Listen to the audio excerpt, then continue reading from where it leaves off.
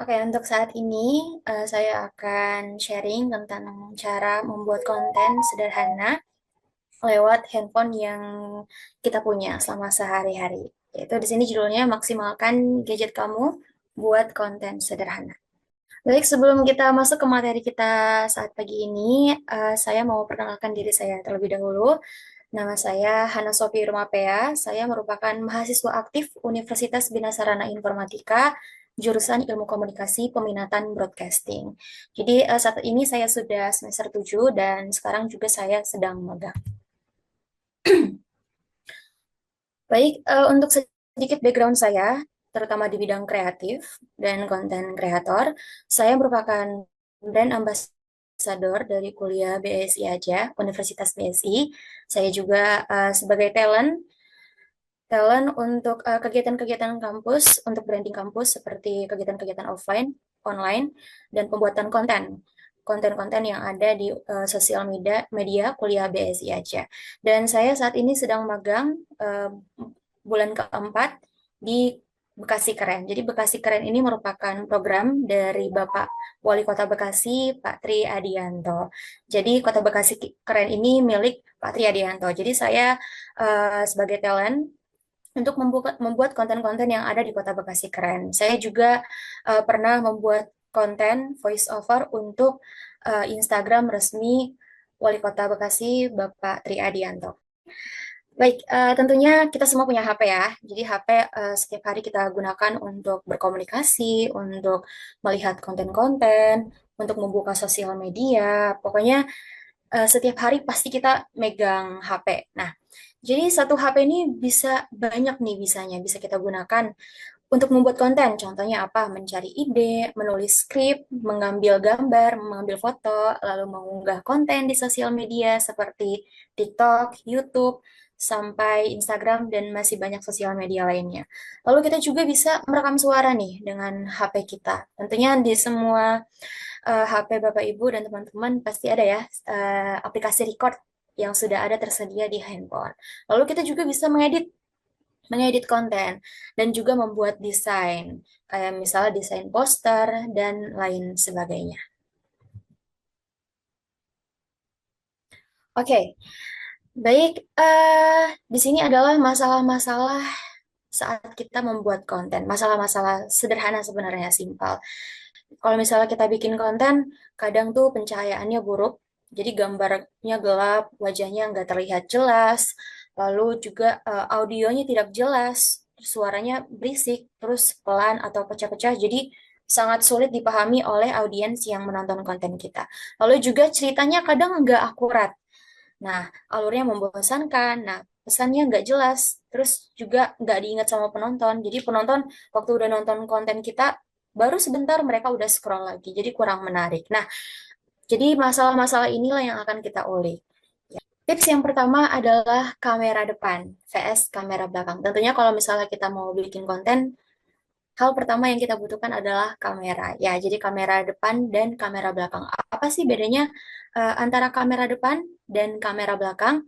Nah, biasanya kamera belakang ini dia lebih jernih resolusinya dibanding kamera depan. Jadi kamera depan ini lebih banyak eh, kalau kamera depan itu lebih praktis untuk kita selfie atau membuat konten sendirian. Tapi kalau misalnya ada orang lain yang bisa membantu kita mengarahkan kamera belakang biasanya memberikan hasil yang lebih maksimal. Biasa dia lebih jelas, lebih soundnya juga lebih jernih, gambarnya juga lebih jernih. Jadi sangat dianjurkan untuk memakai kamera belakang bila ada orang yang bisa membantu mengarahkan kamera. Kalau misalnya masih bisa cuma kita sendiri doang, bisa juga nggak menutup menutup kemungkinan untuk memakai kamera depan. Soalnya banyak juga konten-konten kreator yang memakai kamera depan seperti itu. Tapi kalau misalnya untuk konten-konten yang lebih detail nih, yang kita tuh butuh detail yang lebih jelas, gambar yang lebih jelas, itu dianjurkan untuk memakai kamera belakang. Baik, ini adalah hal-hal kecil yang sering terlewat sama kita sebelum syuting, sebelum take video, sebelum merekam video. Yang pertama adalah untuk membersihkan lensa terlebih dahulu. Kenapa kita harus membersihkan lensa?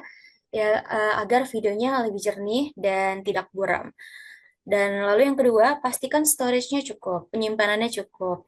Nah, jadi sebelum kita take video, alangkah baiknya lihat dulu nih penyimpanannya cukup atau tidak. Kalau misalnya tidak cukup, boleh mungkin hapus video-video atau foto-foto yang mungkin tidak terpakai di galeri agar storage-nya cukup. Karena kalau misalnya kita lagi ngetek nih, tiba-tiba videonya berhenti karena storage-nya tidak cukup, itu jadi susah sendiri. Dan lalu sebelum syuting juga kita harus cek baterainya. Jadi ini sama halnya sama si storage ya. Jadi kalau misalnya kita lagi take konten terus tiba-tiba HP-nya habis baterai kan jadi agak repot ya. Jadi boleh dicek baterainya. Mungkin sebelum syuting sudah di-charge dulu HP-nya. Lalu yang keempat, pastikan kamera menggunakan resolusi yang sesuai. Biasanya di beberapa case zaman sekarang ya HP sudah ada pilihan resolusi. Resolusi itu untuk mengukur kualitas video. Nanti biasanya ada tuh di kamera entah 60 fps, FPS atau 30 fps seperti itu. Lalu yang kelima, matikan notifikasinya kalau sedang syuting. Jadi kalau misalnya sedang syuting, coba dimatikan dulu notifikasinya karena juga dapat mengganggu kita untuk membuat konten. Lalu yang keenam, pastikan HP-nya tidak terlalu panas. Jadi kalau misalnya panas biasanya itu bikin nge-lag videonya. Jadi video yang kita tag, yang kita ambil itu eh, tidak maksimal seperti itu. Baik, selanjutnya tips yang kedua adalah kita mengatur pencahayaan. Nah, di sini pencahayaan itu sangat berpengaruh ya ke dalam kualitas video yang bakal kita hasilkan.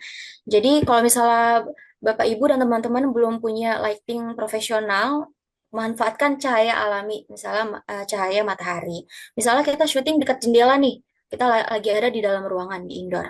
Nah, posisikan talent atau diri kita sendiri menghadap ke arah datangnya cahaya. Jadi jangan kita membelakangi cahaya seperti di gambar berikut ini. Nah, jadi si talent ini membelakangi cahaya, lalu kameranya juga membelakangi cahaya. Alhasil video yang dihasilkan dia jadi gelap, jadi nggak jelas, dan itu juga mempengaruhi keminatan si audiensnya untuk menonton konten-konten yang sudah kita hasilkan. Jadi diusahakan untuk menghadap cahaya. Jadi di sini jendela, di sini kamera, di sini talent.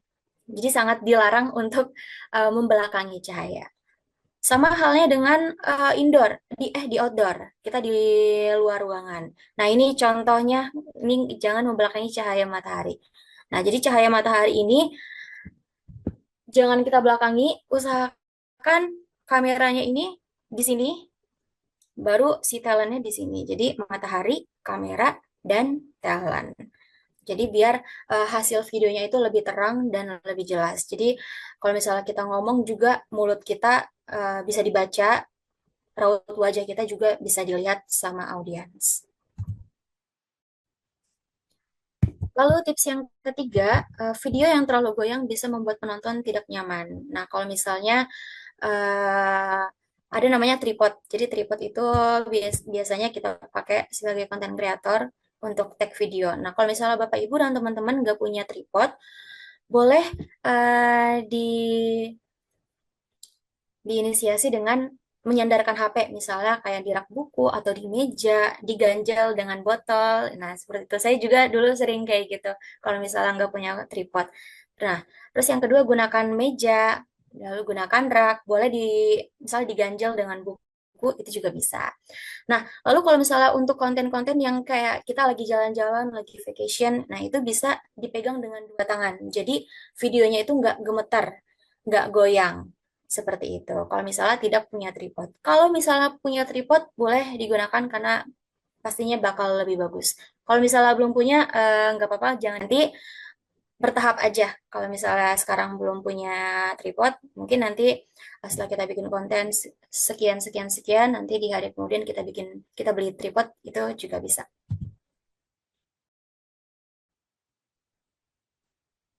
Nah, lalu di sini ada tips yang keempat. kita harus pilih background yang menarik.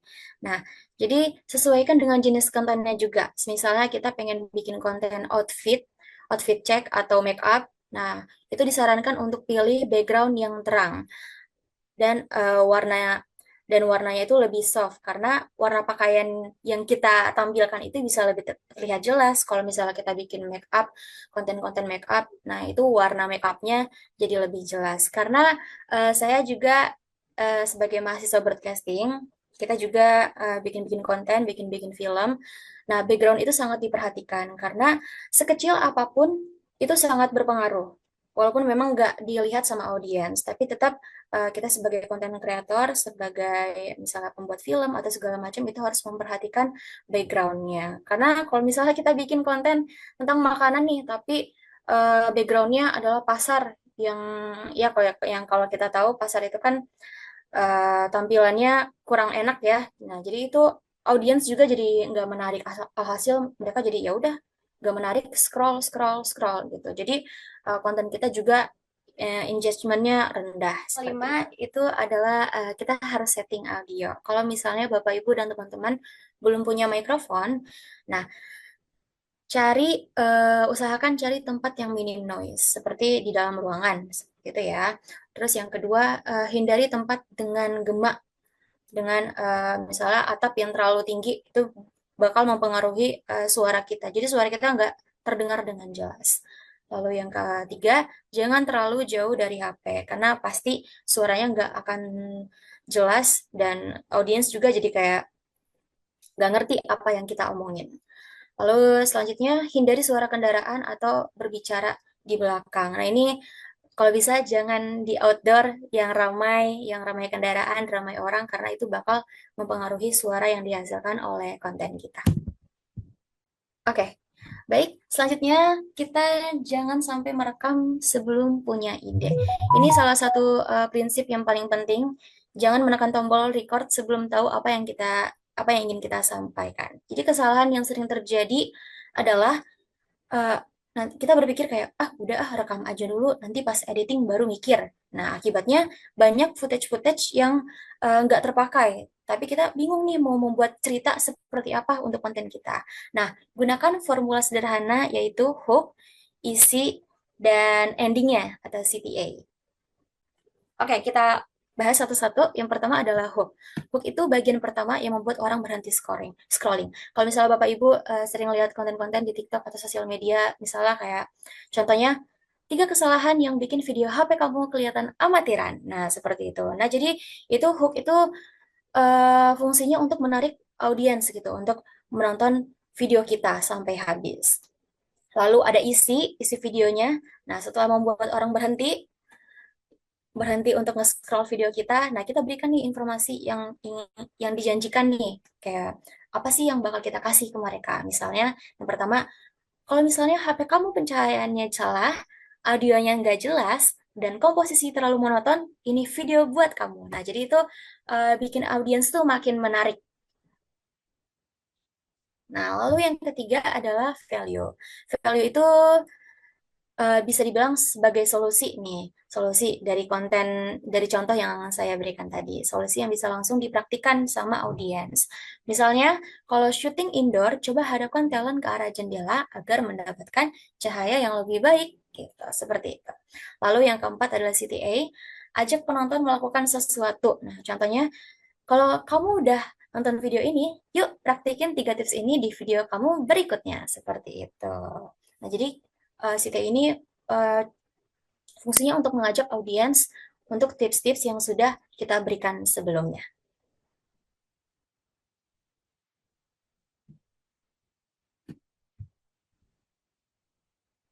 Oke, baik. Tips yang ketujuh itu adalah kita masuk ke proses editing. Nah, di sini adalah tips-tips editing sederhana.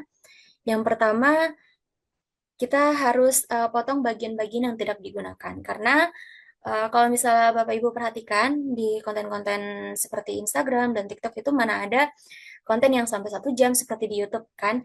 Nah, jadi konten-konten TikTok tuh kok paling panjang ya minimal paling panjang bisa dibilang 1 menit, 2 menit. Nah, Seperti itu. Soalnya kalau misalnya kita bikin konten 1 jam di TikTok, di di Instagram, itu audiens bakal bosan. Nah, audiens sekarang itu lebih suka konten yang to the point, yang praktis dan singkat seperti itu. Jadi untuk bagian-bagian yang nggak kita gunakan coba dipotong, lalu gunakan subtitle. Seperti video saya yang tadi diputar, itu kan ada liriknya ya, subtitle. Nah, itu untuk membantu kalau misalnya audio kita itu masih eh, tidak terlalu jelas. Jadi kita bisa gunakan subtitle. Lalu yang ketiga, kita gunakan B-roll atau footage tambahan. Kalau misalnya tadi di video saya, misalnya saya menyebutkan ayam rica-rica, mie sop. Nah, itu ada footage-footage-nya nih. Misalnya footage ayam rica-rica, mie sop. Nah, kalau misalnya kita pengen nunjukin lokasi nih misalnya. Nah, lokasinya boleh kayak tadi Savana Food Station gitu. Nah, jadi informasinya biar lebih jelas yang kita sampaikan kepada audiens.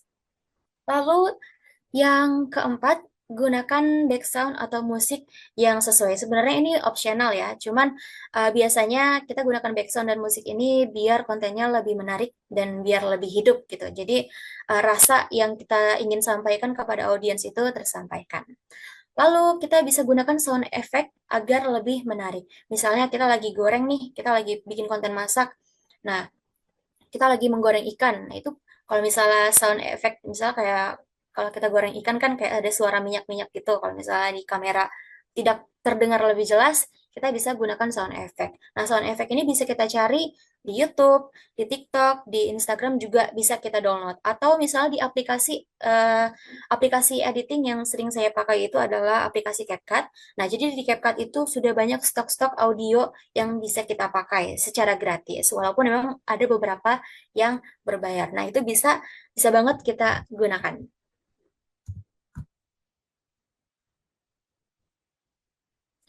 Baik, yang selanjutnya adalah tips 8. Kita menggunakan AI untuk membantu. Ya, untuk zaman sekarang AI itu lagi marak-maraknya ya, Bapak Ibu dan teman-teman. Nah, AI ini bisa kita pakai untuk membantu kita mempercepat proses pembuatan konten.